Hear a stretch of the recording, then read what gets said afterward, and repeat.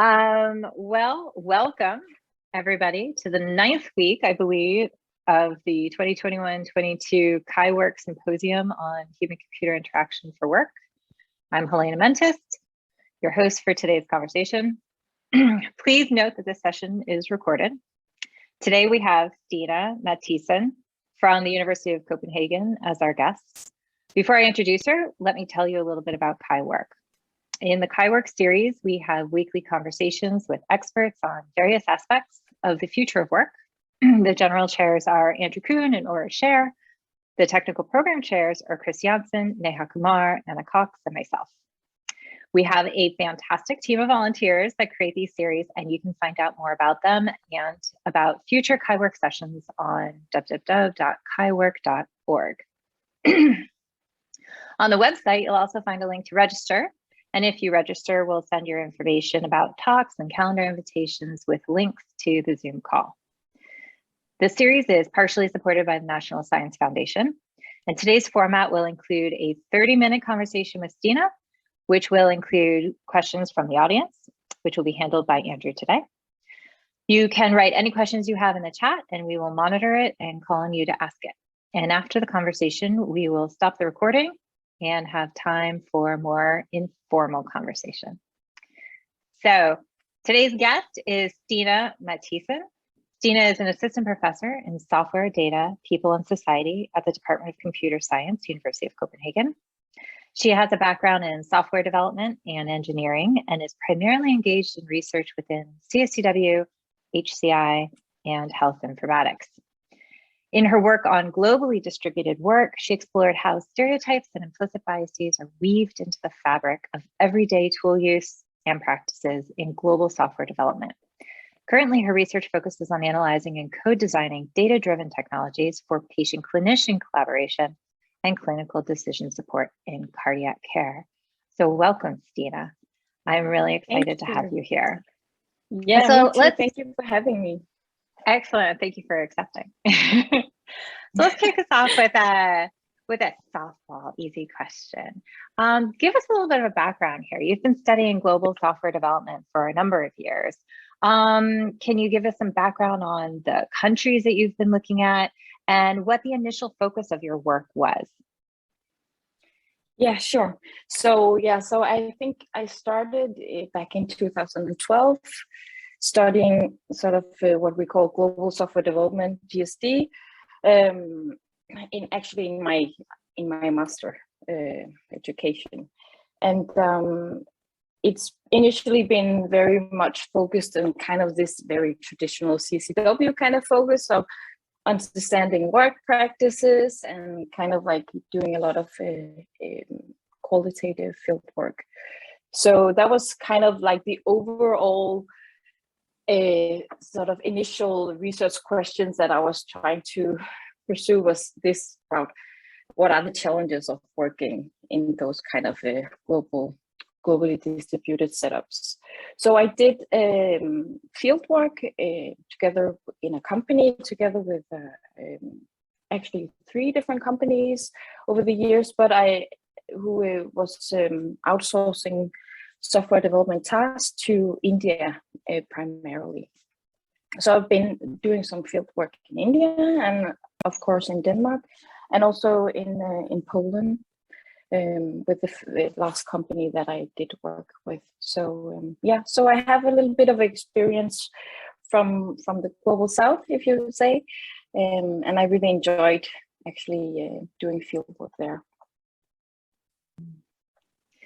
So in your 2016 COOP paper, you showed how the dissimilarities in local conditions for work are distinctly tied to the societal infrastructures outside the office, which I thought was really interesting. So can you give us some examples of what those societal infrastructures were? Yeah, so I think I can try at least, because it's kind of like, so maybe I should back up a bit and say that I started out when I did field work in India, primarily in Bangalore. What I found really interesting was that people would tell me stuff like, well, it's much more easy to work out of Denmark than it is from India. And that was typically people who had actually done the sort of this, what they call the rotation plan, where they go to Denmark, work there for like 3 months or so, and then come back, right? So they actually had a sort of experience from working out of Scandinavia as well, right? So I was just getting really curious to try to understand, how is it actually different? And I noticed that people were like arriving in the morning with those company buses, going back and forth to this tech hub in Bangalore, where all the big IT companies are located. So it's kind of outside the city, and it takes around, like, depending on where you live in Bangalore, it takes a few hours to go through this quite what do you call, heavy consumption roads in the morning traffic or the afternoon traffic or night traffic. So I thought, okay, I'll have to jump on that bus to try just for myself to understand what does that mean actually to go with to commute in that way. Because some of the examples were actually this about commuting is very easy in the sort of in Copenhagen. If you work out of there, the infrastructure is very precise, and you can count on it, right? So that was kind of the cue to start to look outside of the office. So I think what I got from this is that societal infrastructures is in many ways blends with also what is kind of the organizational structures and so on. So it's difficult to say how it actually ended up shaping the world in particularly, but I think that, for instance, I noticed how typically female junior IT developers were actually living very close by the tech hub instead of living in Bangalore as such. So they were, many of them were living in these they called them guest hostels. So they lived there in the weekdays, and typically they will then travel back to sort of the family residence in the weekends. And typically that made them they were able to do like walk to office, which was great because then they had to sort of could skip all the morning traffic. But at the same time, roads were not really like built for walking. Out in this huge area of tech companies, and I also found out that people would often gather so they could walk back and forth together, because at nighttime they didn't really feel comfortable walking alone. And so in that context, you can say, by knowing this, I would, for instance, if I worked out of Denmark, I would not schedule a meeting that would be that late for those working out of Bangalore. So they were not able to catch up with the rest of the people working, living in this hostel. So I think that's just one kind of example of how, living situation, commute, and family life, it all mixed together, right? And from the Danish side, you could say that in Denmark we have, as you know, a very flexible way of living. And most companies, at least IT companies, have for a long time sort of allowed people to work from home, and we all have laptops, so we can just, be very flexible. So what I saw was this very distinct difference between people working out of Bangalore offices, that they had to sort of stay there and work there for 9.5 hours because the computers they were working from was actually stationary. They didn't have laptops, right? So and in Denmark, it's usually you all have laptops, and sometimes people will sort of say, oh, I have to go to the dentist, so I will be in a little bit later, or I will work from home in the afternoon because I have to pick up my kid, and those kind of things that I sort of took for granted, right? But when I found out that that's not actually the case in the offices, at least that I visited, that people actually are very bound to sort of the cubicles where they have to do the work, and they have to stay there for like 9-10 hours a day. So in that way, I think it also kind of enters into your private life when you have to adhere to different kind of structures. if that makes sense. So yeah, so I think in a way I saw like this flexible, but also in a way pervading privacy, private life, when you can work any time a day, you know, pull up the computer during cooking or whatever at home. And then the other side, which is very fixed and very long. And then it sounds like, you know, the people being able to see the other culture and experience for just a little bit allowed them to have that at least understanding and empathy to allow for this distributed collaboration to occur. Because you were saying, like, just having knowledge of, this is the reason I don't want to have a meeting that late for my colleague who's in Bangalore, because I recognize that they should get home before it gets dark. That takes a lot. That takes a lot to be thinking about that and to be cognizant and to care. Exactly. Yeah. Exactly. Wow. So yeah. One of the things that I thought was really interesting is reading your work as it moved on from 2016 is you started really uncovering some surprising findings that I don't think you were really looking for originally, right? So can you tell us a little bit about how your investigation then changed and what else you learned? Yeah, so I think when I started doing like field work in this area, I was often told like, yeah, so it's very difficult because of the cultural differences, and in the beginning, I actually tried to really keep this at a, what do you call it, the hand's length, because I wanted to actually find out what is it there, what are the actual practices, what are the actual challenges and real life work that is sort of challenging this kind of setup.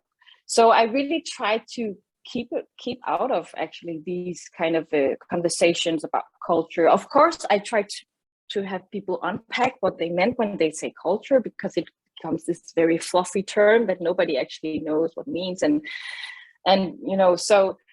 But I think at some point I just had enough, because I started to feel like people would tell me like, okay, so Indian developers are really bad at delivering code at the right time, or whatever, they perform really poorly, and especially from the Danish side, I really experienced how people would just say out in the open quite racial statements about comments about their colleagues, where I was like, okay, and they just say it out loud, and it really made me feel uncomfortable actually. So at some point I thought, okay, I'll have to, if I'm supposed to be in this field work and be in this research area, I have to sort of try to address it in a way, or try to at least dig further into it, because it was usually they would like pick up, say, so every time we start like a new collaboration with, for instance, a team in India or in Poland, we start by this running these crash courses on culture, where we sort of sit down and analyze how people from India or how people from China, they sort of have this attitude, and compare it against the sort of Danish way of doing things, which also meant like the right way of doing things. And I just felt like, okay, if I don't have to hate people around me where I do field work in Denmark, I have to try to understand, why is this such a strong narrative, like that Indian developers, they perform poorly compared to Polish developers or whatever. So people would simply just say stuff like that to my face, right, or to their colleagues. So that was sort of the thing that I felt like, okay, I have to do something about it. And I try to, you know, unfold these difficulties in various ways. I think at some point I talked about like cultural blind spots of how, you know, if you haven't experienced different kind of sites, like if you haven't if you haven't traveled to, for instance, the office in Bangalore, you don't have the experience of actually trying to work out of there. So I try to kind of like talk about it as blind spots. I think also I tried at some point to talk about it in a very sort of post-colonial framing. And then I ended up actually, bringing in sort of these concepts about implicit bias from social psychology and cognitive psychology, because I felt like, okay, maybe this is actually my ticket to try to discuss some of these issues, but without telling people that I study that they are racist, right? Because that was actually, I think that was one of my main issues. So how do I actually address this without like making people feel like they are bad? Or so I felt like it was a very helpful way of trying to convey or try to just start a conversation, develop a vocabulary that wasn't necessarily focused on the ethnicity, but more about kind of what are the differences in their practices, in our practices, and so on. So yeah, so in that way, I ended up writing about sort of cultural stereotyping and implicit bias in my thesis. Yeah. So the issues around like stereotyping and implicit bias and how that inevitably affects how people perceive the work of others, I think is really important as we move towards these globally distributed work environments, whether or not it's software development, whether or not, for instance, telemedicine. I've been thinking about this. Is there a way to have these conversations with people or bring it to their attention that maybe that the infrastructure that they're trying to collaborate through might be able to better impact how they could work together and have an appreciation for their cultural differences without seeing it in a negative light? Or is that too lofty of a goal? I don't know. I mean, for me, I think it really felt like by bringing this new concept about unconscious bias and implicit bias, I think it actually opened up for being able to talk more freely about the issues that they experience. Because what came through was actually, so the ways in which we organize the work actually manifest different biases. So for instance, if we do kind of Scrum meetings from the Danish side, and then afterwards someone calls up the Indian team and tells them what was discussed at the meeting, then of course there are some issues in actually accomplishing the work, and maybe they are not even invited to ask questions or sort of. So when you go out and say like, yeah, so Indians, they never question what the task that they have to do, they just do them, and then they misunderstood it, right?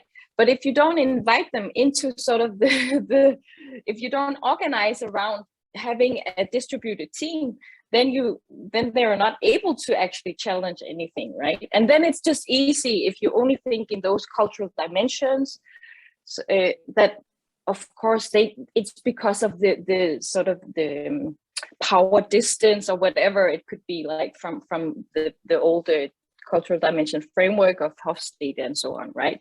So I think this about like identifying how does our own implicit biases and cultural assumptions, or what it may be, how do they manifest in the way we organize work? How do they actually come to expression in the tools and technologies that we use?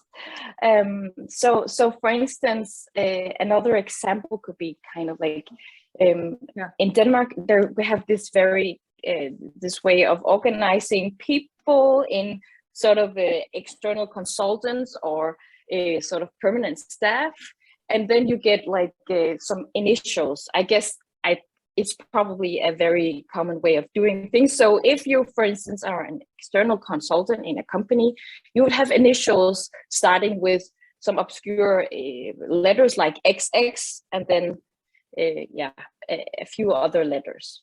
I don't know if you can recall or if you can recognize that, but if you are actually permanent staff, you would have an email address and some initials that are actually recognizable, right?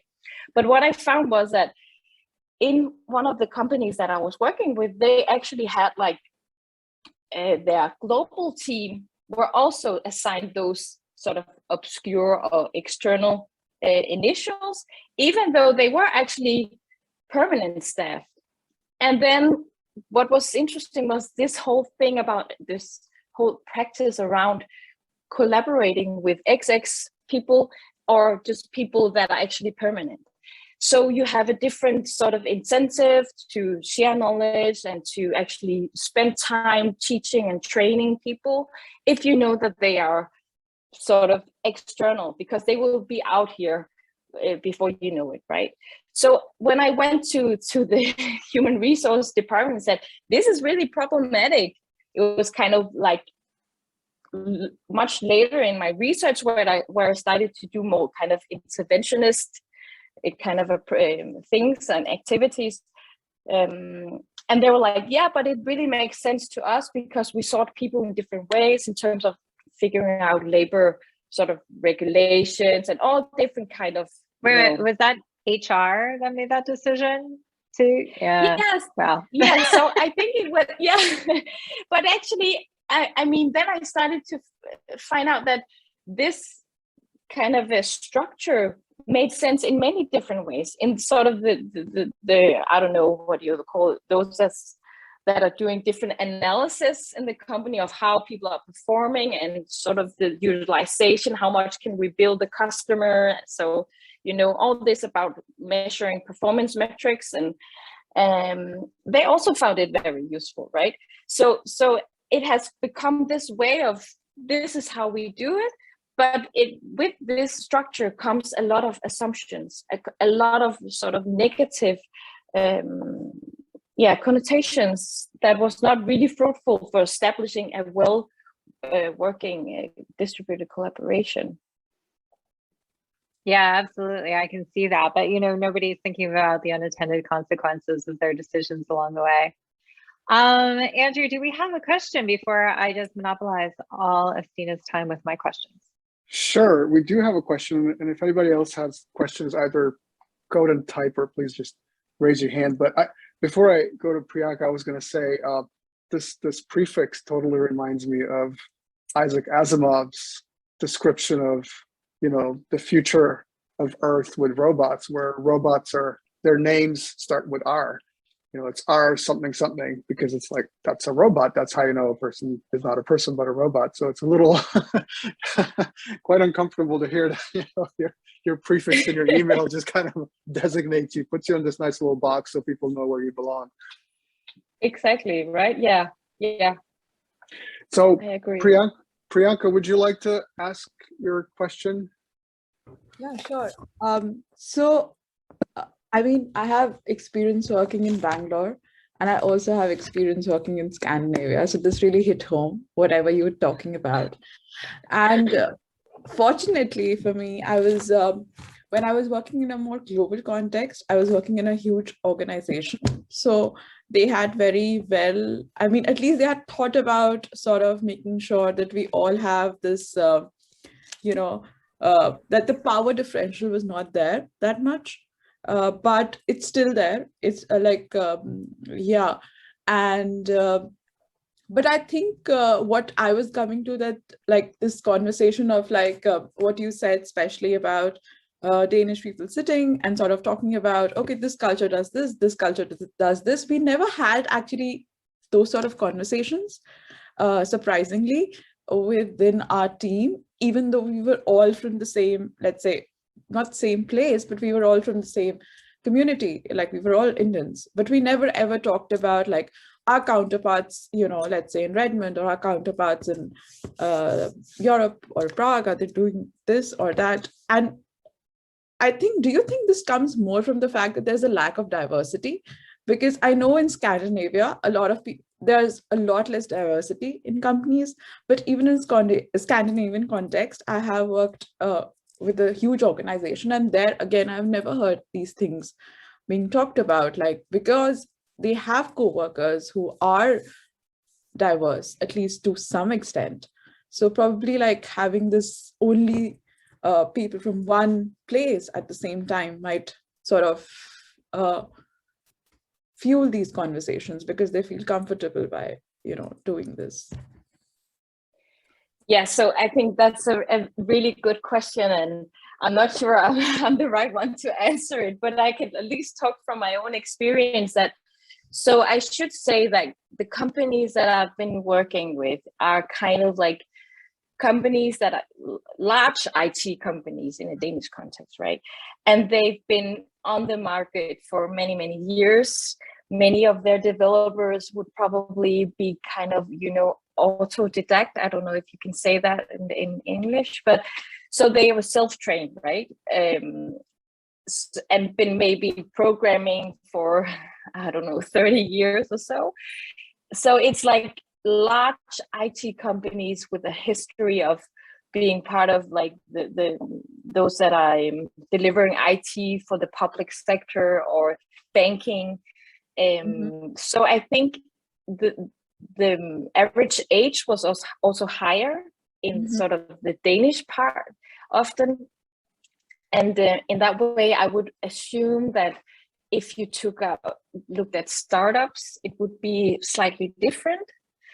But at the same time, I would say recently I listened to this podcast about like agility and project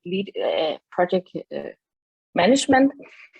And there was this young girl who talked about like how she was trying to offer couples therapy for development teams now, because she really have been seeing a lot of issues and sort of just establishing common ground between teammates and so on. And what she started out in this podcast was actually to talk about, the cultural differences and how, Indians were difficult to actually get a real answer from and all this. And I got so kind of provoked that I had to invite her in to have a nice conversation with her about how kind of we could work around this in the future. Because if she's going to do couples therapy for development teams, I really wanted to take part of, at least share my thoughts on it, on my research, right? So I think even, and I think even in high diverse companies, there is still this very like, Hofstede and those cultural dimensions at least is very widely used. And I think it's because they are also so applicable. Other scholars have said that as well. They are easily applied, but they are just maybe applied in a very superficial way that makes it just so, it's too simple in a way, right? Yeah. One thing that also, like, I've not written a lot of questions that I found really interesting when you were talking was the idea of these external employees. And typically in our organization, we used to call them as vendors. And we were usually, I think we were biased against them, because they were typically people who we knew were being hired by companies, which are these consultancy companies that, have arisen. And we knew of the fact that they might not be that skilled.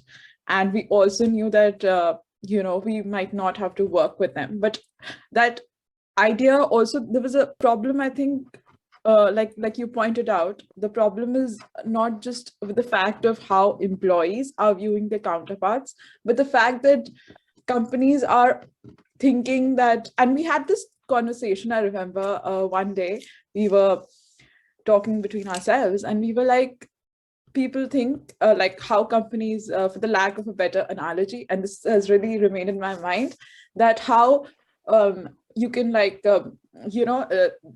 they started comparing this idea of hiring 10 people to do this one job and equating that 10 people and assuming that they can do 10 people's job by the idea of like, if you hire 9 women, then you might have a baby in 1 month.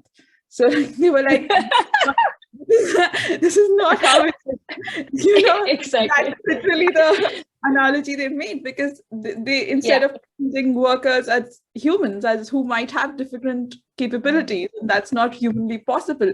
They used to treat like, okay, you put this person in this project and they would be able to perform to a certain level from the day one until like there's no onboarding, there is no because there's always onboarding and there's always context and there's always, so I found that really interesting. And yeah, I think like, I think it's just the organizations should think about the fact that if they're not, to not work with vendors, or to work with vendors in a very different way altogether, and not just to put them and then put them out of different projects, because for them also they don't even know how to develop relations with their counterparts in that way, because they are like 5 months in a project or like 1 month in a project, and just like they're not treated as humans, they're treated as like resources, or like, let's say, I would say robots or some way, like just right, not Yeah, and I think actually that actually arrives at kind of another stereotype, because a lot of IT companies, at least in Denmark, has this kind of like, when it's sort of the management level is like, can we just have another IT developer from India or from Poland or from your organization or your department, right? And people are like, yeah, but an IT developer, she is working with a completely different technology. You cannot just bring her in and expect her to perform from day one. I mean, it takes at least a few months for her to actually get into this technology. She's been programming this kind of technology or this technology stack, right?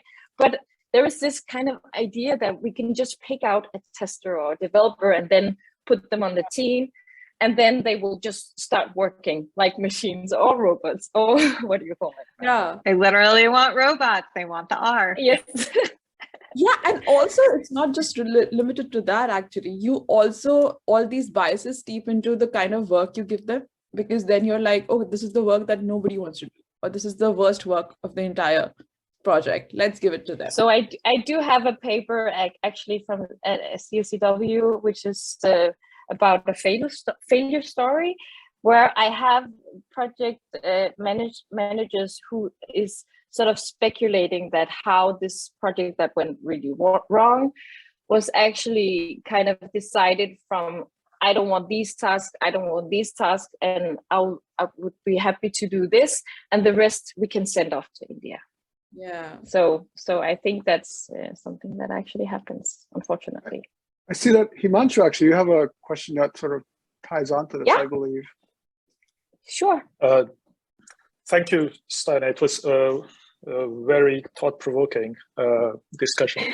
And I was thinking, I mean, picking up some thoughts from here and there, that, I mean, oftentimes, and as you said about this last paper that you mentioned about CSCW, and I was wondering what reinforces our implicit biases about how we see others or their competencies.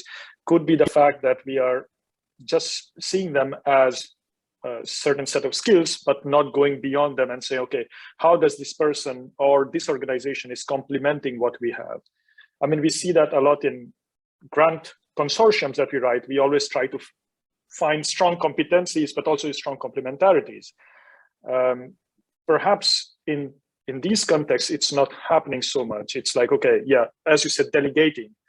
And this somehow also relates to something, one of the findings that I found in my own thesis was that student groups, when they subdivide tasks, when there is a kind of a task-based division of labor, the performance, there is a lower mutual understanding amongst them as compared to when there is a concurrent, like we all try to do the same thing at the same time, that there's much more shared understanding, and that leads to better performance. So I wonder if it also scales up to organizations. Yeah, so I think you're right. I mean, so I think many of the people that I actually talked to who went, traveled to Bangalore, traveled to Warsaw, just to work there for a couple of days, came back with another kind of I think it really lowers bias, because you start actually noticing, okay, so in order to attend a meeting, you actually have to shut down your computer here and go to a meeting room in the other end of the building, which is, it actually explains why people maybe connect a little bit late sometimes, because the internet is really slow, and all those kind of like situated sort of challenges that are very local, right? So I think this is actually, I mean, because it's just difficult for us to understand what people are dealing with, right?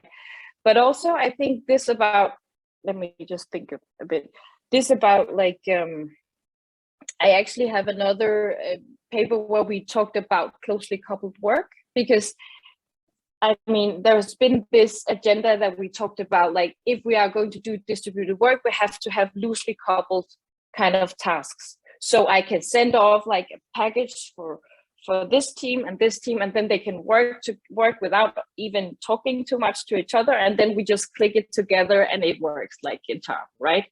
But you know, unfortunately, that's not really the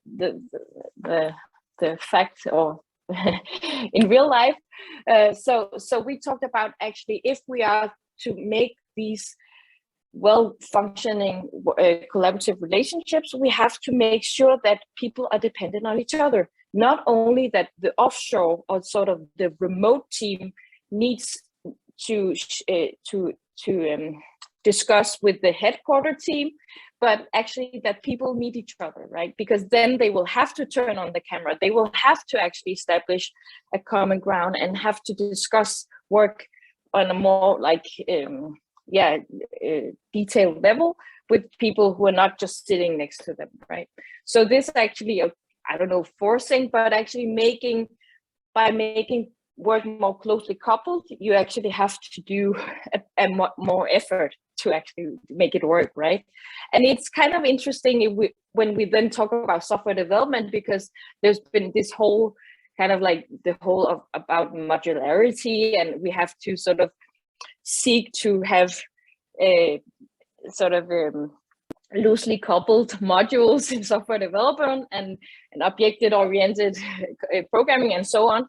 So I think it's actually, so there's also scholars who have written about this, about how this actually is not really fostering collaboration as such. So yeah, I don't know if I answered all your questions or like comments, but I really can relate to what you just said. So I think, if you have it was quite close, and I would say, you answered the question. And I appreciate that question, because I think it's actually really important for us to really be thinking about the humanity of work. And I think that's a little bit of what you're touching upon and how important it is, even in this globally distributed new work environment, that we're all at home, that we have these moments to be able to touch base on a much more human level. And with that, I'm actually going to close the more formal part of this discussion so we can have our more casual talking time. So for those who are watching, you can join us on Twitter at the CHIWORK Simp, and maybe we can add that to the chat. Next week will be our last conversation before taking a break for a few weeks. Neha Kumar will be hosting the conversation on the future of care work towards a radical politics of care in HCI research and practice, with a panel of collaborators from their recent CSCW workshop. So we'll stop the recording now.